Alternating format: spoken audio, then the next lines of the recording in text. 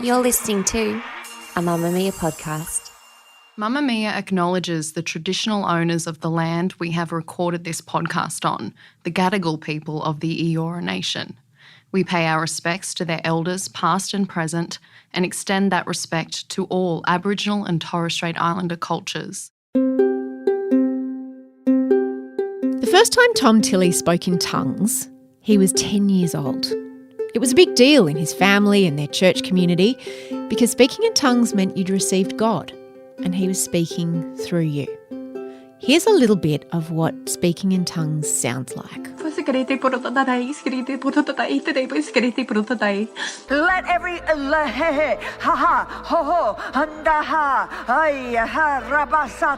the work of the Holy Ghost is to shikalimenda and to shundestamaste. From Mamamia, you're listening to No Filter, a podcast where people speak candidly about their lives and aren't afraid to be vulnerable. I'm Mia Friedman. Almost immediately after that first time, even as a 10-year-old, Tom began to have doubts about the speaking in tongues experience. Doubts that would eventually propel him to leave his church and his family. He went on to forge a media career and a life that went against pretty much every single thing he'd been brought up to fear and to believe. Only a tiny 1.1% of Australians identify as Pentecostal. But the most famous of them is former Prime Minister Scott Morrison. Tom Tilley is 41 now, and he's just become a new father. So how did he get from there all the way to here? And how did he unlearn some of the awful things that he was taught in the church about sex and queer people and women? Tom's written a memoir called Speaking in Tongues, and he joins me in the Mamamia studio today to talk about it. Tom, most people grow up with nothing to compare their family to. So whatever weirdness goes on in your family, you just assume everyone's like that. When was the first time it occurred to you that maybe your family weren't like all the other families in your town? Yeah, well, we started out really living in the church community, and almost all of our friends, my parents' friends, my friends, just that was our micro world. And then it sort of, I guess, stepped out from there. So first time I noticed a difference between our family was when we would go to our wider family. So Mum's family, which were in Wellington, half an hour from Dubbo. And they weren't in the church? They weren't in the church. One of her brothers was, and then her 3 other siblings weren't. So them and their families weren't in the church, so they did things like drink alcohol, which we didn't do, or they smoked. And they didn't come to our church. And so they were close, but I could feel a bit of a separation. And then I guess when I got to school, kindergarten, year 1, year 2, joining sporting teams, meeting the other kids, going and staying at their houses. Were you allowed to do that? Yeah. My parents were, and this is what eventually brought them into conflict with the church, they were a bit more liberal than some of the other parents in the church. So they wanted to give us a fairly normal life, but we had this strong church life as well. So yeah, got to play sport, got to stay at friends' houses. What did you notice at friends' houses that was different to yours? That they weren't on this kind of schedule. You know, in the church we had a pretty big schedule. So there was 2 house meetings during the week. What's a house meeting? It's like an abridged version of the big Sunday meeting. So the house meetings are usually about an hour. It's sort of a similar format but condensed, and it's probably 15 people roughly sitting around a lounge room, playing the guitar, singing the church songs, a message from the pastor, some praying in tongues, which is a big part of this book. So that'd be like Wednesday, Friday night. Saturday night we'd do something together. Maybe we'd go out and put up a rope swing over a river and go swimming out in the bush out the back of Dubbo. And then Sunday, the big set piece, the main meeting and then the afternoon meeting. So the main meeting would be 2 hours, then there'd be a lunch break, then there'd be an afternoon meeting for another hour and a half. So our schedule was pretty full, and that was the key difference. I noticed other families just had a lot more space. You say meeting. Do you mean service? Like, is that how someone might understand it, service? But it was not in a church. It was just in a lounge room? That was the midweek meetings. Yeah. And then on the weekends we had a church hall. So, you know, it didn't look like a Catholic cathedral, but it did more or less look like a more stripped back kind of church hall like you might expect from, say, the Baptist church or Assemblies of God, which is probably the closest in relationship to ours in terms of its doctrine. And would there be readings from the Bible? Would it all be in tongues? Would there be singing at this service? Yeah, so let's talk about the main Sunday service. It will be half an hour of singing choruses, so everyone clapping their hands, but not standing up and dancing like the modern Pentecostals, more 1950s, straight buttoned up kind of singing. So sitting down like fun songs? Yeah, fun songs, devotional songs. Okay. Sometimes we'd sing in rounds, so one half. Oh, I like a round. You love a round? Yeah. Row, row, row your boat. So that's like, you got one side singing one verse, you're chiming in the other. Sometimes you're clapping on the backbeat or that's quite double fun. claps. Yeah, so it was like as fun as you could get sitting down. Yeah. No dancing. But why no dancing? I think there was a view that if it got too much about self-expression or emotion, then it somehow wasn't serious or wasn't credible. Mm-hmm. And they openly bagged other churches for being too charismatic or too emotional, and that they were really missing the key point. Which was what? Discipline and control and restraint? That was part of it. I mean, it wasn't expressed in that way, but the whole point of view from our church was that we had the gospel right and the other churches had it wrong. Like everyone else had it wrong because we'd somehow happened upon the correct interpretation of the Bible. So our church interpreted this part of the Bible in the book of Acts where people speak out in tongues as the kind of blueprint for salvation, that you had to have almost the same experience as those people did 2,000 years ago to prove that you had the Holy Spirit and were therefore saved. So it wasn't so much that they were telling us, what the right tone needed to be, but it was this overarching sort of feeling of righteousness that, then sort of cast a shadow on the unrighteous. Mm. I'm not going to ask you to speak in tongues because I've heard some other people do that to you in interviews as if it's a party trick or something. Yeah. Just out of interest, is it something that you would do in a context like this, or does it have to be done in a very specific context or else it's unholy? Yeah, so it was mostly done in private. It was, this prayer language between you and God, but it did happen in the meetings as well, but in a very orderly way. So after those choruses, then 3 or 4 people would give their testimonies. That's them telling their story of how they came to find the church and speak in tongues and therefore, live out God's blessings. So that would be a 3 or 4 minute story each. Then the pastor would give a talk, like a sermon for about 45 minutes. Then we would go to the speaking in tongues bit. So there's this bit in the Bible in Corinthians where Paul, writing a letter to the Corinthian church, explains how it should be done in the church. So we'd all stand there praying, soft voices, just sort of praying to ourselves, and then someone would speak out loudly in tongues. And so for a lot of the adults, it sounded like a full language. Sounds a bit like Latin. It sounded like all kinds of different languages. So you had some people with these really harsh syllables that sounded a bit more like Hebrew or Arabic. Other people had softer kind of languages. So they were all different. Each person's is meant to be completely different. So some of them sounded more like Latin languages, like French, more gentle and kind of languages of love. So there's this vast variety of different tongues that people were launching into. So the person will get up and speak out in tongues. Then there'd be a bit of a hush again, and then someone would be moved by God to interpret that. So they would speak in English and give a message that was supposedly interpreting what that person had just said to God. Did that person ever go, well, no, that's not what I was saying? Well, when you're speaking in tongues, in my experience of doing it, you're having these thoughts, feelings, and you're hoping that they're just sort of directly being expressed to God through this language. So someone probably wouldn't specifically go, no, that's not what I was doing when I was speaking out in tongues, because they were just speaking out in tongues and it was a sort of a direct thing. The idea of receiving, you write about at length, which is the moment that the Holy Spirit enters you and you begin speaking in tongues for the first time. Tell me about the first time that it happened to you, that you received. So I was 10 years old when I think I received, and so there'd been a big build-up. My younger brother had received a year and a half earlier, which is that's a long time in kid years. And he was a lot younger than you when he received. Yeah, he was a year and a half younger. So he was 7, so by the time I did it, I was 10. And it's like, hopefully it happens soon. I don't want to be 11 or 12. And was there an age that was the most common? Yeah, it was probably 10, 11, 12. So 7, my brother, was considered early. Precocious. Suspicious. Well, I was going to say, I mean, it's funny thinking about how you thought of it then versus how you think of it now. Was there any suspicion There was. Yeah, you're there, you're the older brother.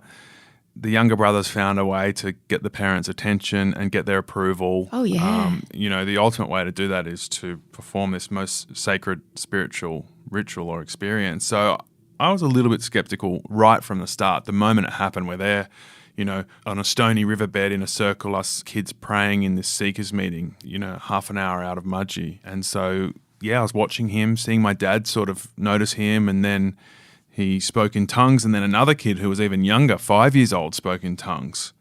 And, there we go. A 5 and a 7-year-old have received. And so I was skeptical, but I didn't voice that because that would be a very bad vibe. I'd be like the sour grapes older brother. And the adults didn't question it. Well, they came and checked it, listened into it, and deemed that it was legit. Did you think, well, maybe I'll just start? No, not to fake it, no, because I knew, even at that age that living with that would be a weird, bad feeling. And you wanted it to happen to you, presumably. You wanted the Holy Spirit to come to you. Yeah, oh, for sure, yeah. You wanted it. You were told about this feeling. The adults, when they got up and gave their testimonies and told of their experience, it sounded beautiful. They talked about this warm feeling rushing up from their toes through their whole body and pouring out of their mouth. Or my dad described an out-of-body experience where he floated up to the ceiling of this big theatre and looked down on himself while he was praying and spoke out in tongues. So that's what I was hoping for, something much more satisfying than faking it and then having to fake it for the rest of your life. So I didn't want to do that. But my brother and I had very different kind of approaches to life. And some of the conversations I've had with him about those times more recently, now that the book's done, it's just mind-blowing how differently we saw those scenarios. I'll ask you about that shortly, but I want to keep going about you at that time. Your dad was a pastor as well, so not only was your family involved in the Pentecostal church deeply, but he was a leader of it as well as the leader of your family. As you grew up in the church, what did you learn about women? They were to serve the husband. They weren't to speak out in leadership roles in the church, and so they were really put in that traditional housewife category. The husband was the head of the house. So, pretty antiquated views for women. Did your mum comply with that? Because she'd been a hippie. Both your parents had been quite wild and out there before they'd discovered the church. They hadn't been born into it. Yeah, she did. But she loved her life, She was a really, now that I've been going through it, having a baby, we're sort of hearing more of the stories from those times, and Mum was just so happy being a mum. So in that sense, it kind of fit, and the community was so warm and so fun. It had its serious moments, but it was so supportive. So they loved those early years. And then she ended up having 4 boys. So that kind of traditional fit wasn't something that felt unnatural to her. But I think over time, especially as we got older, and I guess she got older as well and wanted some of her freedom back, that it started to feel uncomfortable and she wanted something else. And that was part of the reason she eventually agitated to leave Mudgee, and they moved to Adelaide. And so I think she got restless, but for a while, it kind of worked. What did you learn about gay people? That they would go to hell, and that being gay was basically unnatural and a sin. And so the advice was, if you are having those sort of thoughts, come and speak to us, the pastors, and we'll talk to you about it. Did anyone go? I don't think so. They weren't going to put you in like a formal gay conversion therapy, but it would have been along the same lines, that these are thoughts that you can control and get rid of. Have you since talked to people who have left the church who were gay? Yeah. And how did it affect them? Well, I had a friend reach out who's read the book, and he kept saying before he read it, he was so excited that it was coming out, but he was saying, I'm worried it's going to hit me pretty hard. And I'm like, oh yeah, but there's light and shade. I talk about lots of the good things, and it's, the story comes to a good place. And I wasn't sure what his big hesitations were. And then when he read it, he said, love the book. It was so intense for me and so emotional and so good. I'm glad you got out when you did. For me, it was a bit too late. So he came out more around the age of 30 and then only came to terms with his sexuality then. And so miss those crucial years of being in your 20s and understanding your sexuality and just yourself and where you fit into the world. And imagine coming back out into the world in your 30s and trying to connect and make friends. And also how much homophobia you would have internalized as a gay person. Yep. That's heartbreaking. Yeah, that sort of story is pretty sad when a person came out too late to almost start their life over again. Yeah. But then people that still have families inside when they're outside as well. Tell me about Youngies Camp. So the Youngies camps, that's what you graduated to after going to all the kids camps. So in primary school, you go to primary school camp, and this might be down on the south coast, or there's a scouts camp in Newcastle they used to hire, usually a week long, quite structured, lots of meetings, but also lots of games, arts and crafts, lots of fun, bit of free time, bit of gossiping with friends. And for us, these were the highlights of our year. Like, we had our friends at school, lots of good friends. We were very involved in the Mudgee community. But the connection we had with our church friends was a whole nother level. We just got each other on a deep level. And there was nothing we had to tiptoe around. I slowly, probably subconsciously, learnt to tiptoe around my church life at school. Whereas with our church friends, we could talk about school, we could talk about church, we could talk about anything freely. We could be ourselves. So we love these times. And you'd get towards the end of the camp and you wouldn't want to leave. We would often say it. Why can't we live like this all the time? Just here, we're in our tents and our scout camps or whatever, our cabins. We come together, we have communal meals together, like such a good vibe. I imagine it would have been a hotbed for teenage hormones. Yeah, it was. Repressed teenage hormones. Yeah, it was. But people, I guess the consequences of breaking the rules were so intense that you could be sort of kicked out at any time or suspended, depending on how far you went, kept people in line. What did you learn about sex and sex education as you grew up? Sex was really discussed in the context of a marriage. So no sex before marriage. It's between a married man and a married woman. It wasn't so hardcore that it denied that sex was for pleasure. It didn't ban contraception, for example, but it needs to be within the context of a marriage. And anything outside of that was a very grave sin. And there was a big turning point for our church. And I guess I've only realised how big this was in hindsight, where in 1995, when I was 14, they changed the rules around fornication. Don't you love hearing that word? Such a great word. It's so heavy, isn't Needs it? to be brought back. Fornication. Yeah, celebrated, in fact, Yeah. if it was to be brought we back. should celebrate that word. So fornication involved what exactly? Just sex outside of marriage. When you say sex, do you mean like penis in vagina or like anything over the clothes, under the clothes, kissing? Like, what did fornication involve? It sort of had stages, but essentially it meant penis in vagina, but there were punishments for other things you did leading up to that. It basically was spelled out in 2 rules once they came down with this much heavier policy in 1995. I can almost quote it. Please do. If couples touch each other's private parts, they are committing themselves to marriage.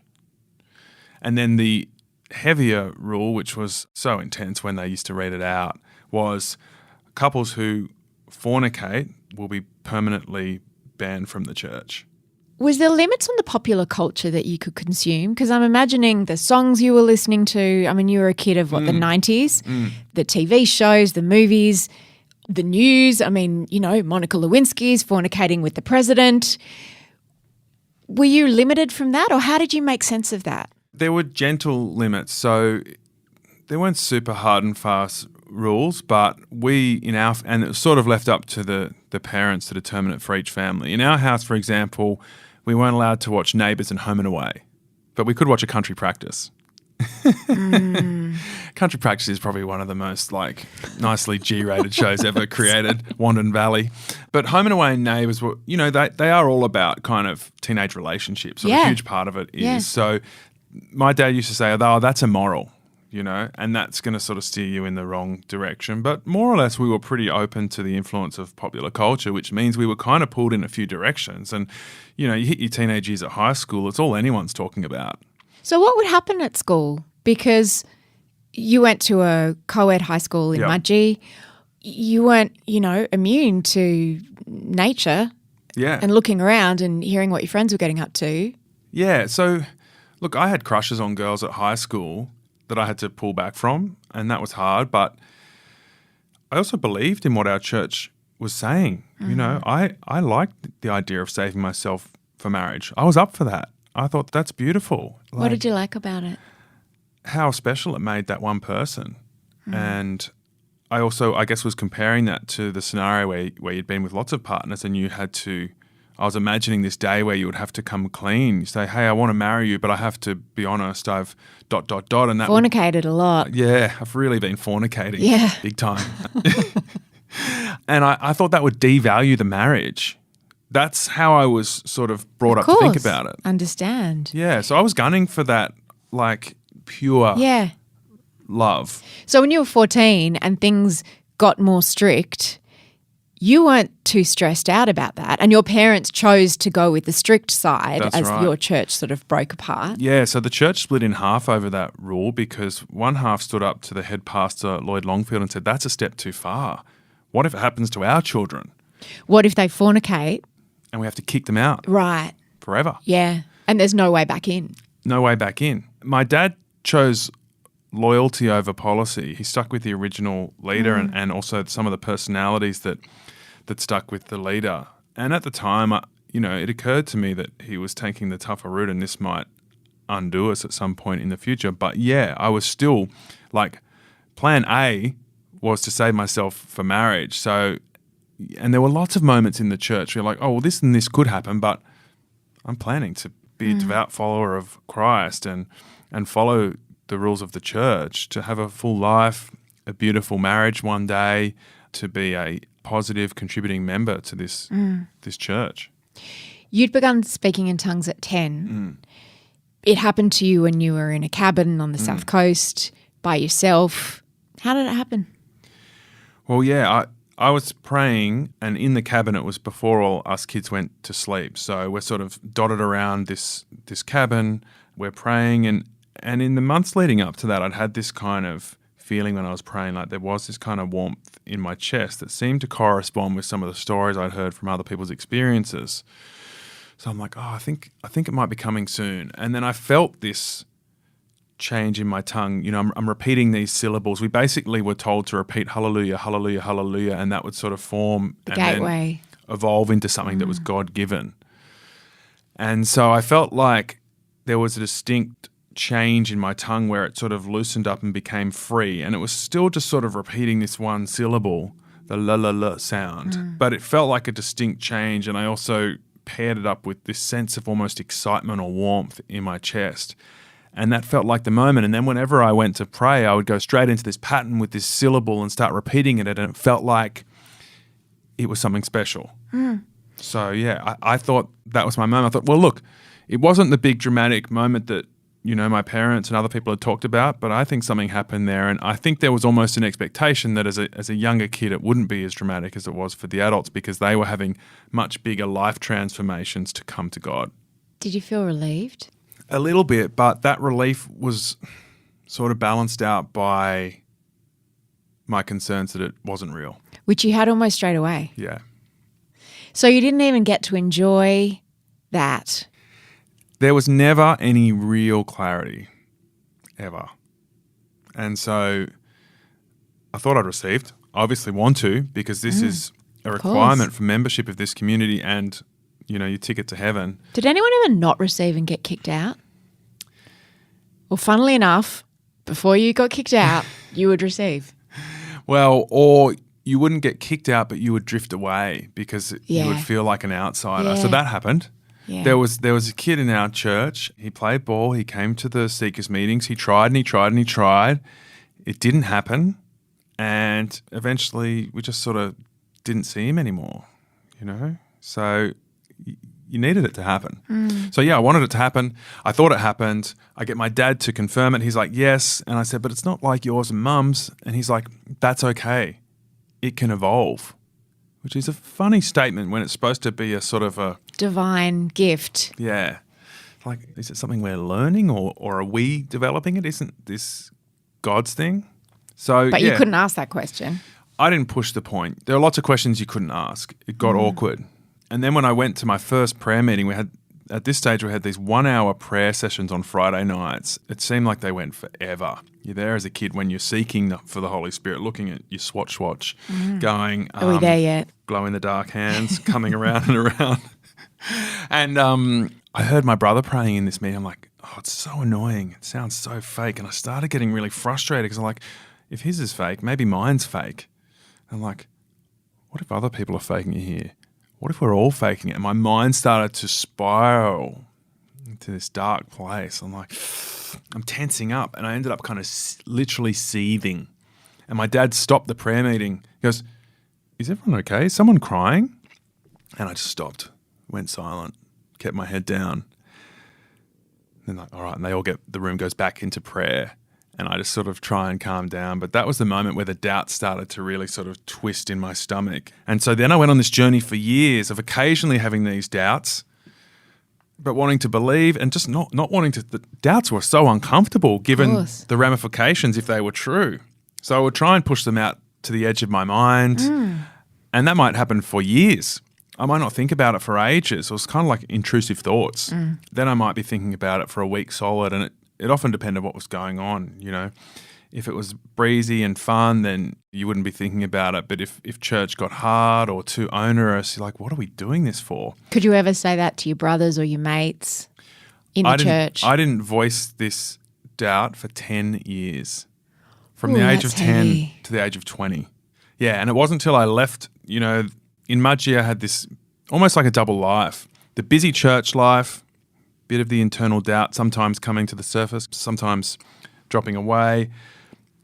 A great school life, into everything, right into sport, even ended up becoming school captain, despite the fact I feared that everyone thought we were religious weirdos. Did people kind of go, hey mate, talk in tongues? Like did you hide that? And what would you do? I'd just try and divert. So you wouldn't do it? Definitely not. Definitely not. And yet they still respected you enough. They just thought that was that weird thing you did on weekends. Basically. I don't know if it's a country thing or a city thing, but I felt like people in a community like Mudgee, they sort of respect people's privacy. They respect their and religious beliefs.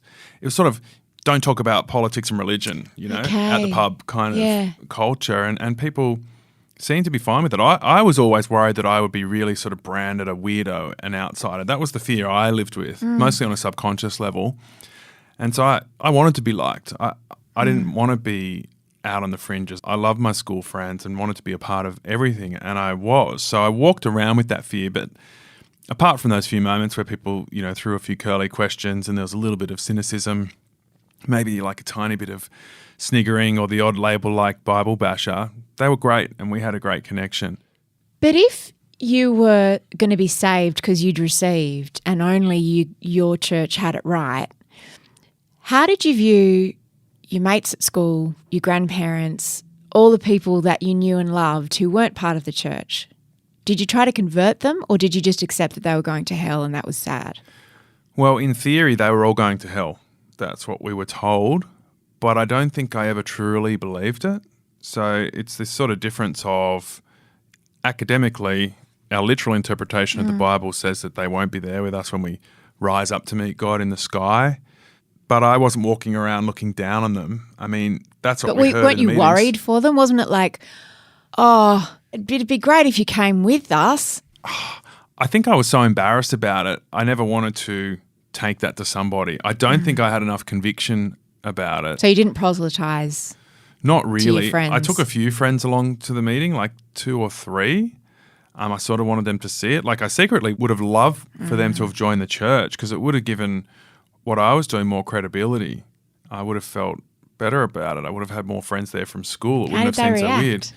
It was all kind of fine. They thought it was a little bit strange that we're just sort of meeting in this back room at the town hall that we hired rather than having a proper church. They also noticed that the church attracted kind of battlers, whereas, you know, the 2 friends in mine, the 2 I write about that came to meetings, they were both from the Catholic community, which had the rich as well as the poor, whereas we had people who had come to this church because they really needed something, a bit more so than, say, your standard Catholic, where it's a bit more of a cultural thing. and often a very middle-class thing. So there was that, but then it was the speaking in tongues. When they heard that process that I described earlier where people speak out in tongues and then there's interpretations. So that would involve 3 different people speaking out in tongues in this sequence as Paul laid out in Corinthians. And so when they heard that, it was like, okay, this is pretty weird. But they didn't come back to school and kind of tease me about it, but they just never asked any more questions about the church. Did anyone call it a cult? No. It was just, I think from my school friends' point of view, it was just a highly intensive church that had some weird stuff that they didn't understand. They're like, Tilley goes to church a lot. They do a weird speaking in tongues thing. He doesn't drink or smoke and he can't have a girlfriend, but otherwise he's pretty normal. We play football with him. He's at the school socials, So you couldn't have a girlfriend at all? No. What about inside the church?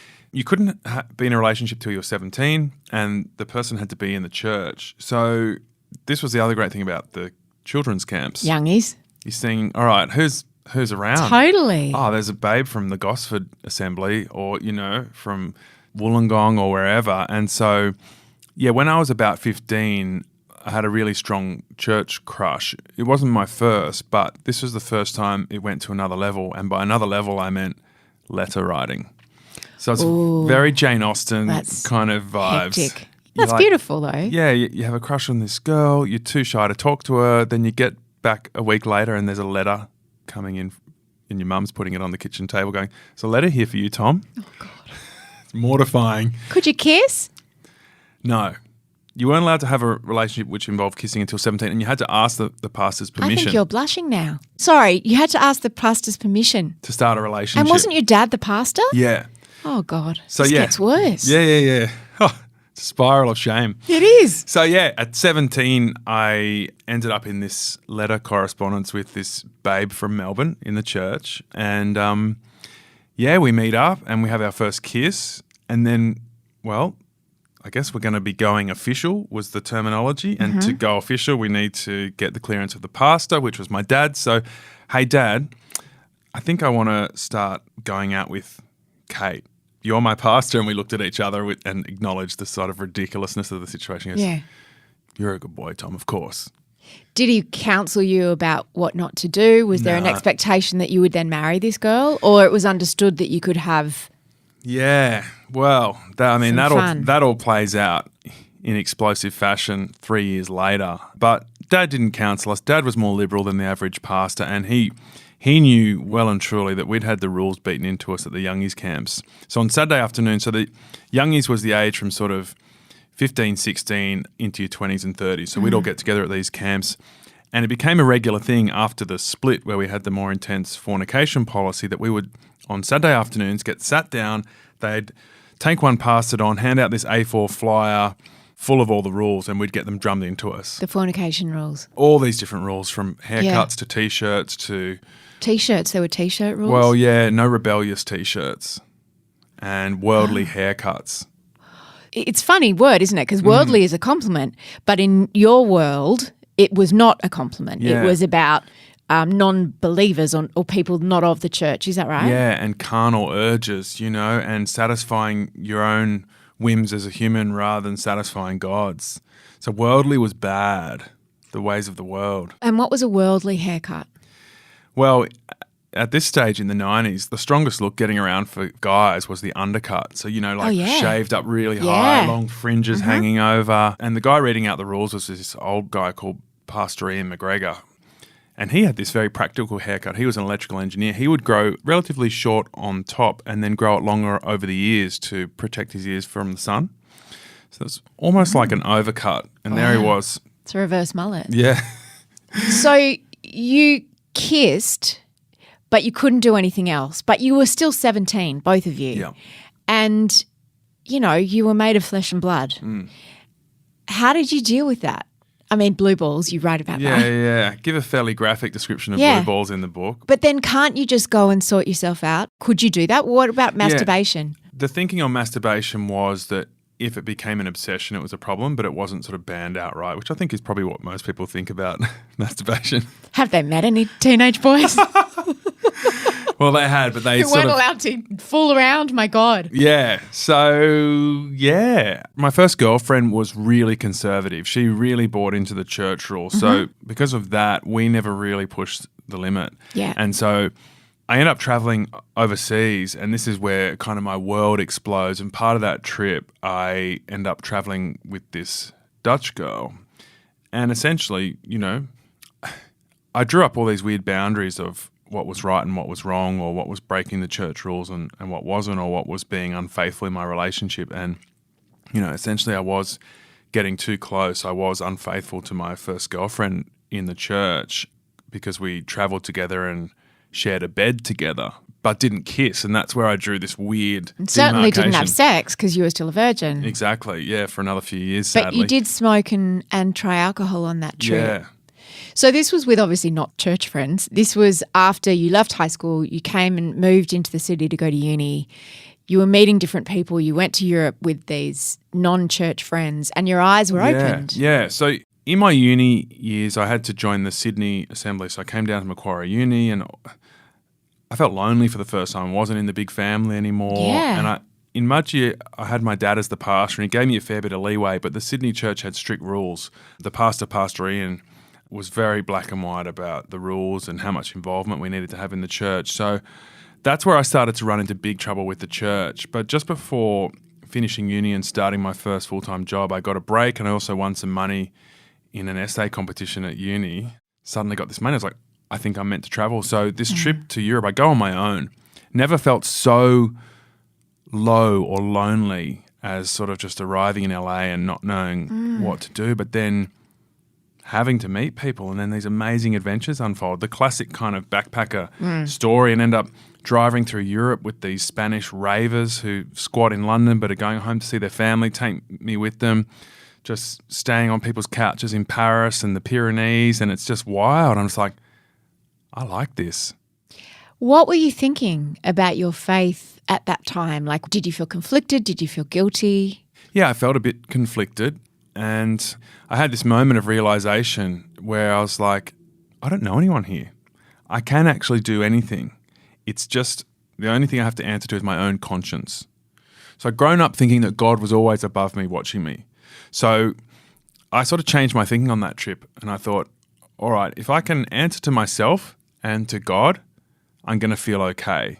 So I can break the smaller rules, but maybe not the big ones. And it was enough to give me a bit more freedom and express a different part of myself. I'd sort of been this careful, conscientious older brother. I had the wild, funny younger brother. And on this trip, I blew some of that out of the water, met this other girl, also met this amazing guy who was wild but also a Christian and painted a much more exciting, compassionate portrait of Jesus Christ and what Christianity could be, about lifting up the weak and the poor, helping other people, you know, these bold acts of compassion. And he talked about, you know, what Jesus did on his time on earth and focused on the moments where he would be, you know, raising up the sick or comforting the broken. I was like, oh, that's a lot more exciting than this rules-based organisation that is constantly judging people. And telling you what you can't do. Yeah. And I thought, I want to do good things. And sitting around thinking about rules and what you can and can't do is just a distraction. Let's release some of the tension, get out there and do some positive things. And so I'd been taught that it was either the revival centre way to heaven or hell and damnation. But this painted a third option for me, which was being a Christian, acting with compassion, but that could be an adventure. It can be exciting and you can make a positive contribution. So still be a good person and still go to heaven. But I hadn't fully unpacked what that meant in a sort of doctrinal or theological sense around the speaking in tongues and who really was and wasn't going to heaven. But I just got a sense there was another more positive way to live that could be righteous. I'm Tom Tilley and you're listening to No Filter with Mia Friedman. In the movie version of this, you would come home, you would realise, I can see the light now, you would leave the church. But it wasn't that straightforward, was it? No, because that's your community you're talking about. Yeah, and your family. Yeah, and I got back to my 21st birthday. So everyone came to my house in Manly. People had flown in from Melbourne and Brisbane to be there. And I looked around and I thought, it's not going to be that simple. These people love me. Yes, they're all kind of stuck in this rules-based order as well, but I walk away. What have I got? I'm starting from scratch into this sort of dark unknown. And that was pretty scary and paralyzing in the sort of abstract of traveling overseas. You're sort of full of euphoria and it's sort of simple. But when you hit the It's like a holiday romance. Yeah. With a life outside the church. And then you come back and you go, oh, it doesn't quite look as shiny when I'm back in my real life. Yeah. Yeah. So I just sort of, the relationship imploded straight away because You had to tell her. I had to tell her that I, had gotten too close with somebody else, even though I'd sort of kept these weird demarcated boundaries. And then it starts to get weird when my brother and I are like, let's go to the Mardi Gras tonight. What made you decide to do that? It sounded fun. It was that simple. And we knew it was against the church's rules. To even attend, let alone, I mean, obviously to be gay, but to even go and watch. Yeah.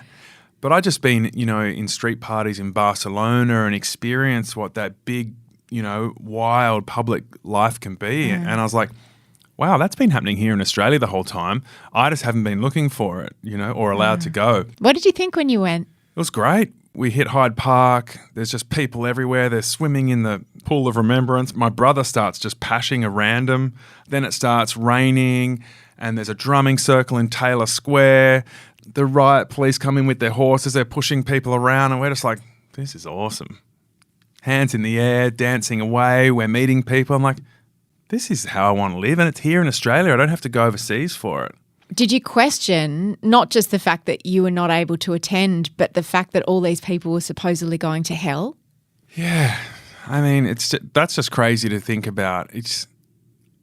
I think deep down I knew it was kind of ridiculous, so I didn't keep that in my, in the front of my mind. I just sort of lived my life. Like, I never truly judged people like that, even though I lived within a theology that did. And someone dobbed you in. Somehow the word got back to the pastors. So you got hauled in and suspended. Yeah. And I was stoked. Like, great. This is my ticket out. I don't have to have the front-on conversations with my parents. It's been taken out of my hands. These hardline pastors, how ridiculous, kicking me out for going to the Mardi Gras. That's it. See you later. I'm out. So like you were sacked before you had to quit. Exactly. Or broken up with before you had the guts to do it yourself. So, yeah. But your brother was gutted. See, this is the thing. I was a lot more calculated. I went into it knowing that it was the wrong thing to do in the eyes of the pastors and that if we were found out, I would happily, very happily in this case. Where the consequences. Yeah, where he hadn't thought about it. So it came as a shock and he hadn't really processed what it meant. So he was really worried. He burst into tears when we called mum and dad, really worried about disappointing them. And were they devastated? They were kind of okay about it.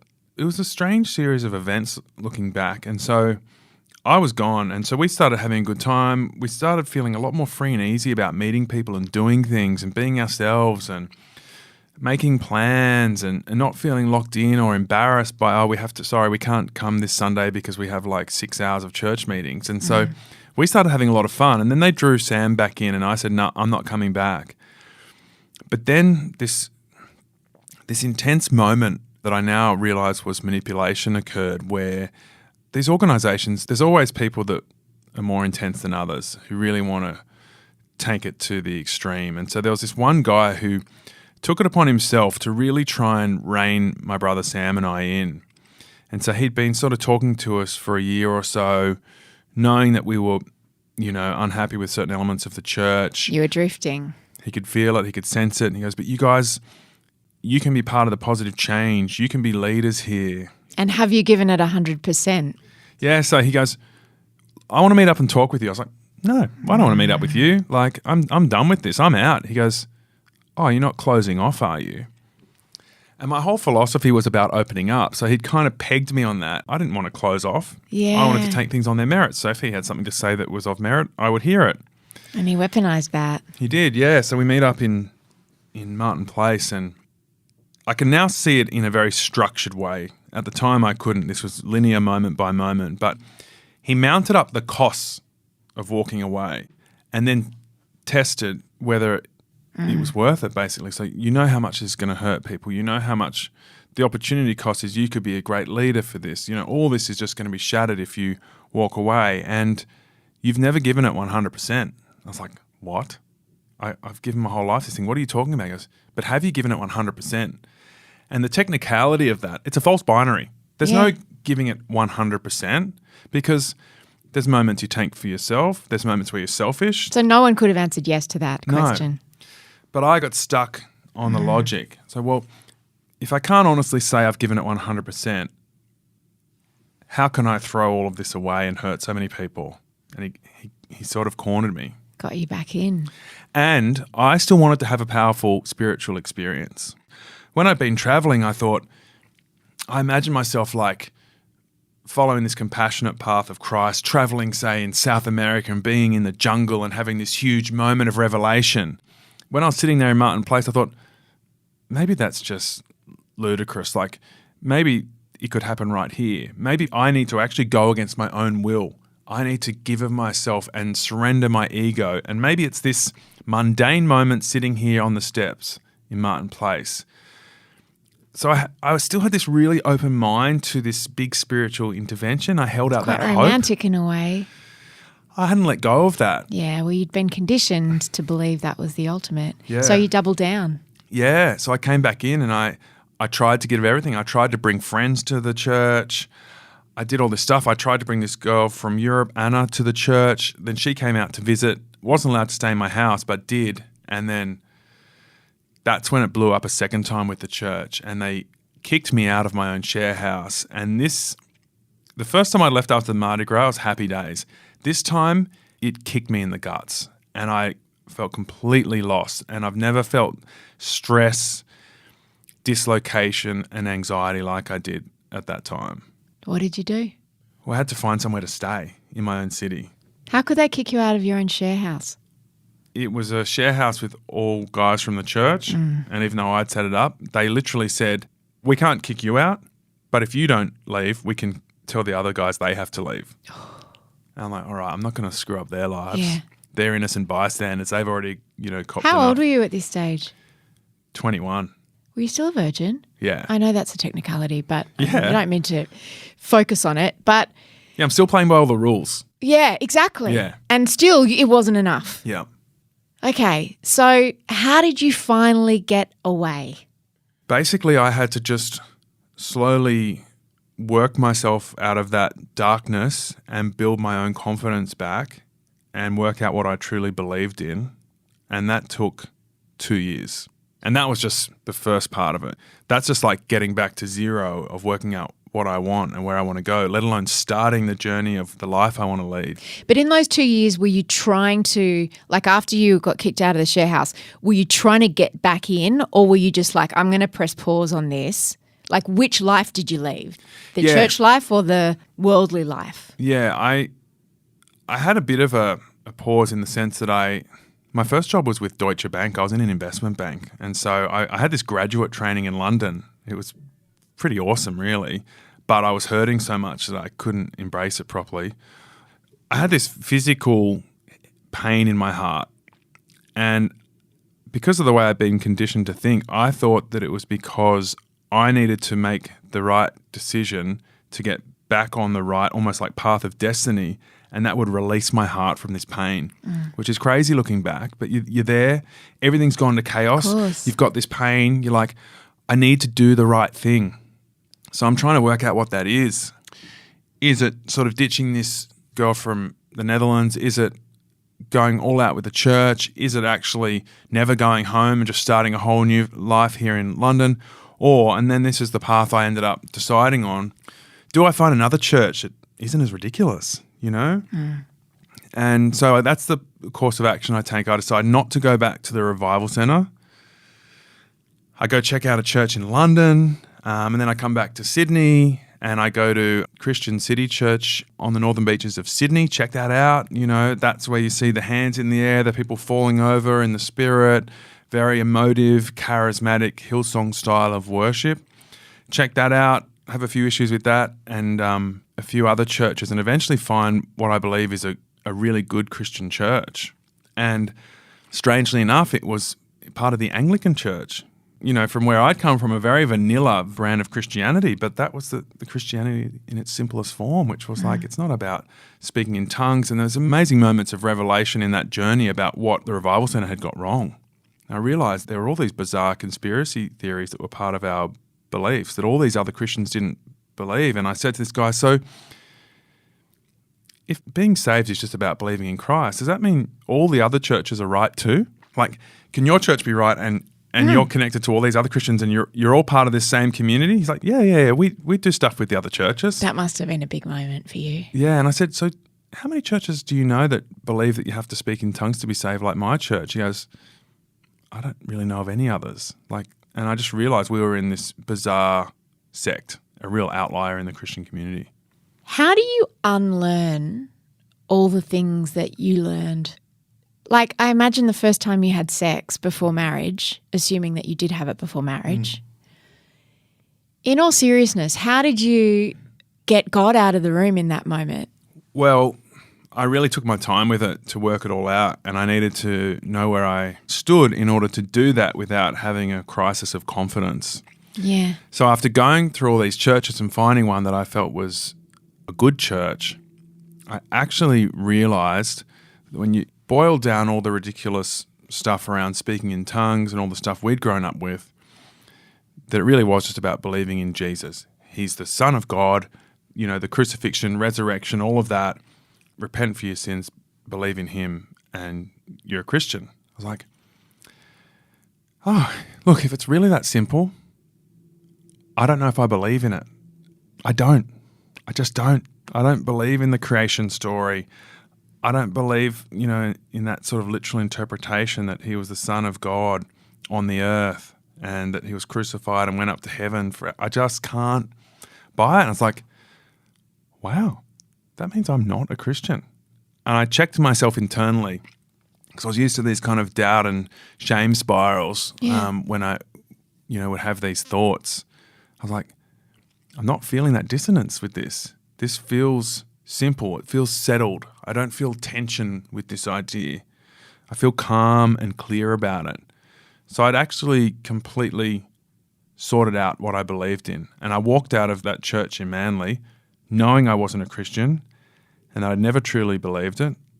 And that was a strange, surprising twist and ultimately a moment of clarity for me. So to get to the having sex part, I still didn't have sex. How much later was it? It was 2 years later. I waited for 2 years, and it wasn't so much about God being in the room. It was about my family, and that because of the rules of the church of permanent excommunication, once I fornicated, there was no way back. Oh, wow. So I wanted to feel really confident in where I was going before I pulled up the drawbridge from my family. Even though, like Mardi Gras and like when you were in Europe, no one needed to know. I knew that there was no way I could go back to the Revival Centre, sit in the meetings, knowing what I'd done without coming clean, which meant there's no point going. So deciding to sort of break up with your family essentially is not really what anyone wants in their head during and leading up to their first sexual experience, is it? Like, that's heavy. Yeah, it's not sexy, is it? No. Yeah, so that's kind of what I was going through. But again, I was overseas and it helped provide this kind of distance, abstract decision-making context, And so I'd moved to Amsterdam to be with Anna. So that's where all this was going down, but it still took me ages and it must have been so frustrating for her. Just bizarre. She must have loved you. Yeah, I think she did. And so, that was an intense and important relationship, which is why it gets a lot of time in the book. Yeah, but eventually I got to that point and I was like, all right, I'm ready. I was 23 years old by that point. But the way I went about that, so careful, and this is what I learned about myself by putting all these stories on paper for the book, the way I deal with problems. I'm ambitious and I'm positive and I'm full of drive and possibility, but I take things very incrementally and careful. So people, I guess it's a bit of a mixed bag. In some ways, from the outside, I might look sort of wild and confident, but I only get there with this step-by-step process, and that's the way I work. And looking back, I'm like, that's me. And so whatever else comes up in my life, started a family, going to throw up huge challenges, no doubt. In your career as well, you come up against roadblocks and things you have to work around. Marriage or having a long-term partner? Yeah, relationships for sure. So, are you and your partner married? No, living in sin. I want to ask you about your family. When you decided to leave, is it like Scientology where you're a suppressed person, you're discommunicated, they don't speak to you, you're not invited to family occasions? In some families it was in the arrival centre, but not in ours. So we stayed connected. It was tense. It was awkward. We saw things differently. Dad was telling us that we were spinning our tyres in life and that we weren't, achieving anything. And Who's we? Me and my brother, because Sam also left. Well, I left and he stayed in and actually pushed back on me for a while there, which was very awkward because it wasn't the way our dynamic worked. But he ended up fornicating and getting booted out, and that's the easy way. That was hard for me to watch. I'm super sensitive to his vulnerability because we're so close, and it was when I was in Amsterdam, and to think of him being shamed and my dad being awkward towards him, and that was hard to hear about. So it was him and I, and so Dad's like, you're wasting your life. You need to be part of something and building. I'm trying to change it from the inside. So he criticised us and there was a distance and an awkwardness, but we were still a family. There's a beautiful photo I've seen of you and your partner and your little boy and your 3 younger brothers and your parents. They're all out of the church now. How did that happen? Yeah, well, that's what the whole third act of the story is about, the surprising things that happen in our family, because I went out not expecting anyone else to leave. I went out accepting that it could be just me. And that's what was so hard about it. Yeah. And that's what's important to keep in mind in hindsight now that the family's united. I didn't necessarily think it would go that way. There's some real plot spoilers there about where the family ends up, because it's the second question people ask me about when they hear about this. And until putting this book out, I've hardly talked about this in public. No. You've observed me from afar. I don't think you would have known anything about this. Not in a million years. I had a million misconceptions about you, as I'd said to you before we sat down. Yeah, you have put across a very different impression, or I shouldn't say that. I took away a very different impression. You put across whatever you put across. But there's a whole level of vulnerability and story that no one ever would have guessed. Were you ashamed? Were you embarrassed? Yep. Were you protective of your family? Is that why you didn't talk about it? Yeah, I was on a journey to becoming normal and successful. That's what I was heading towards. So I didn't want to talk about it mostly for that reason. I wanted to be cool, Of course. I was sick of being a dork. You were very cool. I mean, you can't get cooler than working at Triple J. I don't know. You overcompensated. Too cool. Annoyingly cool. What's your relationship with God these days? I don't believe in a God. I think that there is undescribable awesomeness in the world around us and inside of us, like something that science could never explain because it's too magical and too beautiful. But I don't have an explanation for it, and I don't mind that. Don't need one. Don't need to oversimplify things like a lot of religions do. I think that's where our spirits can kind of soar in a way, in the possibility of why on earth we're here, and it allows you to keep this open mind about how much of our existence we don't understand. So I sort of revel in the wonder of why we're here, but use a more scientific explanation as the main guide for what we do know. So that's kind of where I sit with it now. But I've ended up in a very normal kind of position, really, a very common sort of agnostic, secular, not agnostic, atheist somewhere. Yeah, there is no borderline. They are kind it's of very like, true. Yeah, but I guess if you're 99% sure there's no God, then you're agnostic in that 1%. Anyway, that's sort of where I've landed with it, and I've come to appreciate the liberal traditions in Western society. I grew up in a very illiberal place with no questions, no room for doubt, and ended up in journalism where I was allowed to challenge the Prime Minister of our country and take him on, head on, ask him the most challenging questions possible, and that was fine. Thanks for your time. Great having you on the show. Yeah, yeah, awesome. Not how dare you, son. I think we live in an amazing society. Yeah. Like I know there's a lot of inequality and there's a lot of people who don't get a good deal from our society, and I do sort of come from a privileged position there, but it's pretty awesome in a lot of ways. So I came to celebrate that. But I also had a bit of a journey with religion as well, where I realised it wasn't for me, but I met so many other religious people after I left the church who were doing amazing things, and I was drawn to them. We travelled through Africa and we met these Christians who were just doing amazing things in their communities. You know, we met this old Catholic father in Maputo, Mozambique, who ran this orphanage.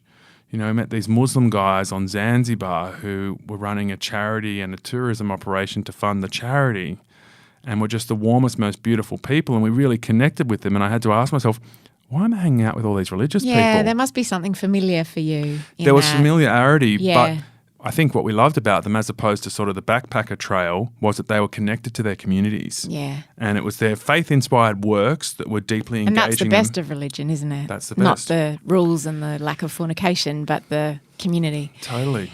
Just finally, looking back now, and you can tell me if this is too personal to answer, but the conversations you've had with Sam, and I imagine other members of your family and people who've left the church, when you think about speaking in tongues, were you just making it up?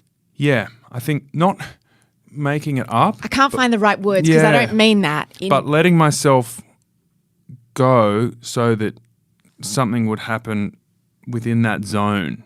But I did it for 10 years. You know, every few days I would go to my bed and I would sort of get into this repetitious syllable, which was kind of my prayer language, however simple. Not that far removed from a mantra, like when you're meditating. Exactly. Where words can become sort of meaningless nonsense syllables. It's almost exactly like that, actually. It's sort of a linguistic disconnect that allows you to vocalize your desires and your fears and your feelings. So I still had this kind of prayer life, which was like a meditation, sort of enabled by this mechanism. So that's kind of how I see it.